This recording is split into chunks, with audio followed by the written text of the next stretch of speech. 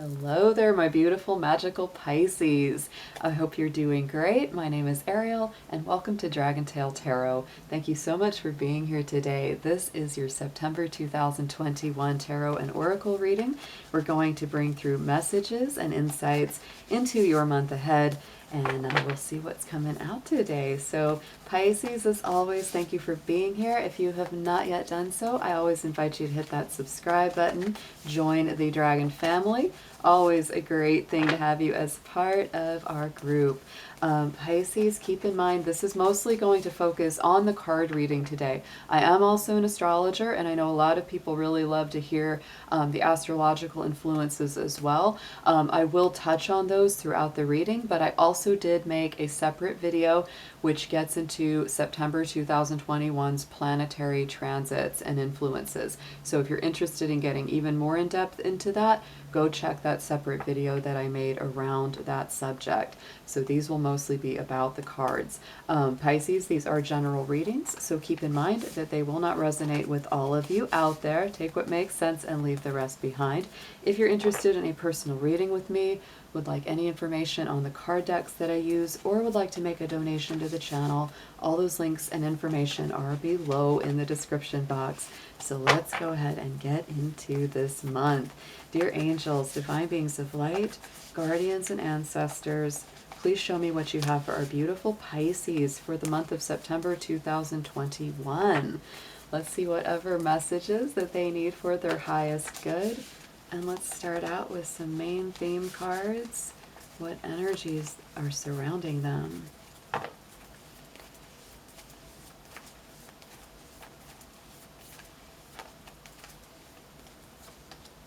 Ooh, Pisces. This is such a beautiful card. All of these are so beautiful. The artwork is incredible, but I love this one. The stillness card. There's something about this one that also reminds me of the star card in the tarot. It's just that beautiful, like, gliding over the water. It feels peaceful. It feels meditative. It feels clear. It just feels so free, so graceful, so liberating. So I would say this is a month. Embrace stillness, embrace peace, gracefully glide over the things that are not working for you or are challenging for you. Don't let them ruffle your little feathers here, just like that swan in that card. Let's get into a soul's journey card. Let's see what you may be moving through or working with for this month here.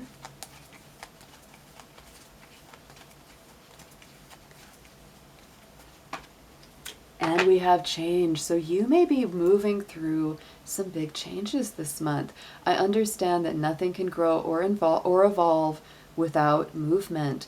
And so I do feel like, that's why that I love that card, the stillness card, because it's smooth, it's peaceful, it's got that calm and that tranquility in the soul, but it is also a card of movement because the swan is still gliding over those waters, still making, the motion that they need to, but they've got that serenity around it, right? So even if you're going through some big changes, some big motions, some big transactions or transits in your life this month, Pisces, I want you to work on trying to keep that still, calm center no matter what. Let's see what we've got in our crystals and chakra cards. So let's see which one of these is best for you to work with.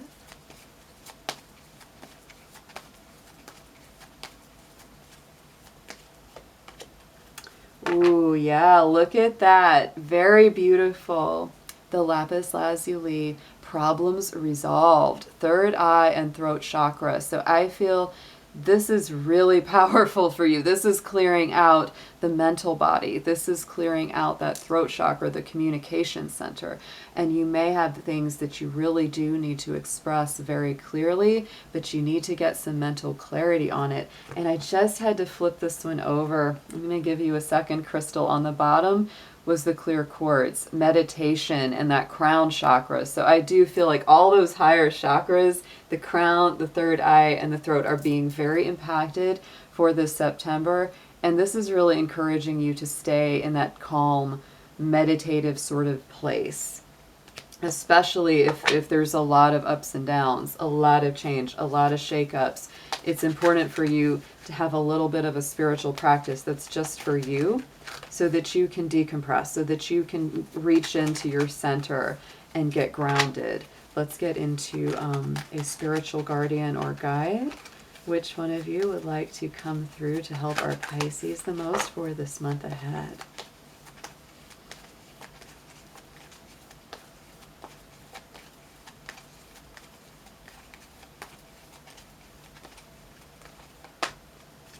Wow, light activation coming up with Sanat Kumara.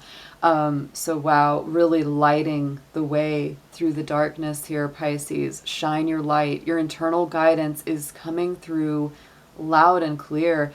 Pisces, for some of you, I know some of my Pisces friends have really been going through a little extra fatigue, a little extra maybe challenge physically, because a lot of you guys are really receiving some major light activation codes.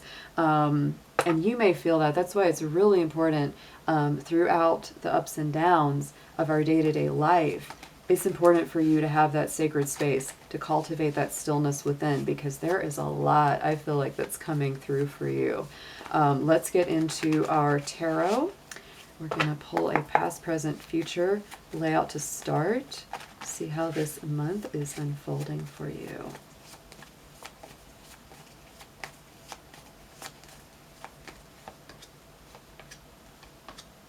Wow. Wow. Wow. So Pisces, there is a lot of mental energy going on. All three that came out are sword suits, and swords are our air energy, our mental body. Three of Swords is starting out. This is the heartache, loss, recovery from old grief, old wounds. Always like to shake those cards out of your heart, shake those swords out of your heart there, Pisces. Thankfully, this is in the past position, right? So I feel like there's something that you're really working to release, to turn loose of. You're not the only sign that's had this card too. There's been a number of people that are working with this Three of Swords, because I really do feel this is a month of huge healing. We are in the season of Virgo here. And interestingly enough, you know, Pisces, Virgo energy is your flip opposite sign. And so that is aspecting and highlighting your universal 7th house of relationships. So any kind of old pains, old wounds, old disappointments from relationships, you're really working to release them. And that may be, it's like when these light activations and these new spiritual downloads happen, it's pushing that old pain out, and it's helping you to recover from it. It may not feel the greatest while you're going through it, but it's important. It's like it's bringing you, into a new process. With the Knight of Swords coming through. More swords, by the way, there, Pisces. I feel like there's a lot of movement in your mind, in your mental energy. And I do feel that this is a month, it's very important to speak your truth, even if your voice shakes, right? Even if you feel nervous to speak what it is that you need to speak. That has such a key for getting out that pain and for recovering from those old emotional wounds. In the center, Six of Swords, peaceful, calm resolutions. I feel like this is the main focus of the energy of the month. You're really working on leaving behind old painful cycles for something better, bolder, and newer. Aquarius also had this card, and also the next card that's coming out. So if you have Aquarius in your chart, you may be feeling this even more. But to me, Pisces, this could be you making a very strong head and heart decision of leaving behind the challenging old times, the drama, because there could be a lot of drama around this month. Whenever there's a lot of swords, when there's a lot of mental energy, it can highlight good communication, but guess what? It can also highlight is gossip, negative people talking behind your back, right? And so you may be really making that choice to just shut that door, to just block that off. Let's get a clarifier, please, on the Six of Swords. Yes. Oh, my goodness. Standing up for yourself when and if needed here, Pisces. This is a card of courage, the Seven of Wands. I would also say it's a card of choosing your battles wisely. You might have to really step up to someone, especially if they're really attacking you or coming at you, or someone you love, or attacking your personal peace. But you don't have to fight that battle if it doesn't feel right. If it feels better to just walk away from it and just shut it down, That's okay too. Only fight that battle if you really push to the wall and feel like you really need to stand up for yourself. Going into this future card, Seven of Swords. This is a big one. This has been coming out. This is Capricorn had this, Aquarius had this. Now you have this. All of my older signs, my last three, have got this Seven of Swords. So I feel like y'all are dealing with some negative, gossipy people. I mean, this is energy thieves, narcissists, people that try to take advantage of you. And I feel like the best thing that you can do with this is just to recognize those kind of people when and where they appear. If they're already in your life, I would kick them out as much as possible. Shut it down, Pisces, because you are a very strong spiritual sign. People like this, you know, will always try to come through and grab onto that. But these are not honest people. These are not people that communicate clearly or very honestly. They might speak in half-truths and try to stir up a whole lot of drama behind the scenes. And we have the Hierophant. Woohoo! Taurus energy. So I feel like, again, there's a couple things that I'll say about this. The Taurus energy of the Hierophant, that's our high priest. That's our very strong spiritual leader. And it finds its grounding in its devoted spiritual path. So the more committed you are to staying calm, to staying in that place of stillness, to heading towards the light, rather than getting pulled down into the darkness with these Seven of Swords types, the better you're going to come out of this. The Hierophant card can also rule marriages and commitments. And you might have some negative people talking about either your marriage, a relationship commitment, something of that sort. Wow.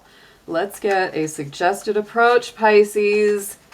Let's see how we're going to deal with these folks. I think you already have some good advice here, but let's get a little bit more. Please show us a suggested approach for Pisces, Spirit.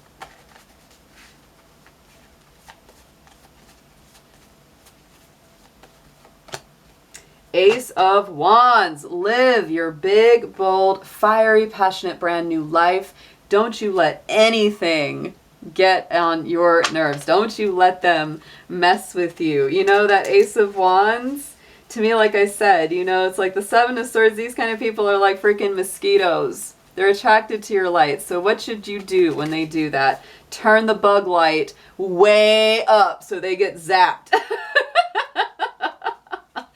Live even bigger, bolder, brighter. They will not be able to function within the brightness of your light because you are going to turn it up so big. Oh my goodness. Let's get a clarifier on this one. Whew. And the Seven of Pentacles, yes, cultivate this day by day. Weed that garden, right? Because keeping that light up takes a little maintenance, Pisces. You got to weed the garden. Whatever kind of negativity might start to creep in, pull that weed, right? Take care of the details day by day. Good, persistent, patient effort will bring amazing rewards. Let's get a potential outcome on this here for you.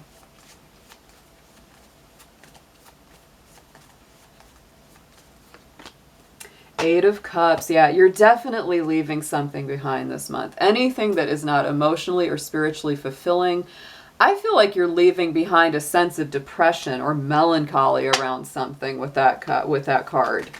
I really do. I feel like, especially Pisces, if you've been dealing with a lot of depression or sadness lately or anxieties, which I feel a lot of anxieties with a lot of these swords, I feel like you're just making the choice. It's like, phooey on this. I can't do it anymore. This isn't making me happy. This isn't giving me what I want. So I really feel like you're just gonna leave any of these negative people, any of these negative energies that are making you feel down.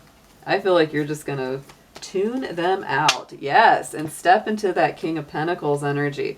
More Taurus on this. You may have a Taurus in your life that's powerful for you. You may have some Taurus in your chart, but with that Hierophant and the King of Pentacles both coming through, I feel like this is a card of grounding yourself in the here and now, focusing on manifesting some really positive, beautiful things, because our King of Pentacles knows how to produce. He does.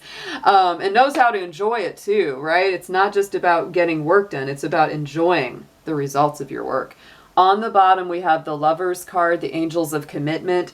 Like I said, not for all, because this is general, but for some of you, there could be some really nasty people talking about you and your honey, or not approving of your relationship, whatever that may be.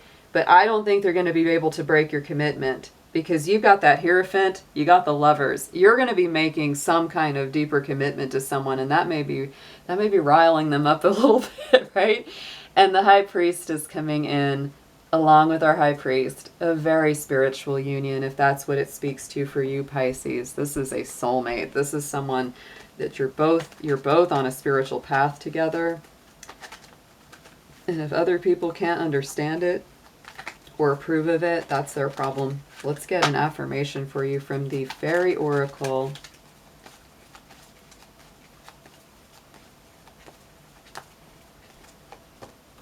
Stargazing, one of my favorite activities, Pisces. Look at that. When you gaze at the stars and you give yourself fairy focus, your intuition will flow more freely and reveal what you need to know about your situation. So yeah, look at how we started. Look at how we ended. Gazing under the stars, Pisces. Having that stillness, having that peace. Don't let any of these people ruffle your feathers this month. I hope it is a beautiful one for you. I look forward to seeing you again soon. Take care.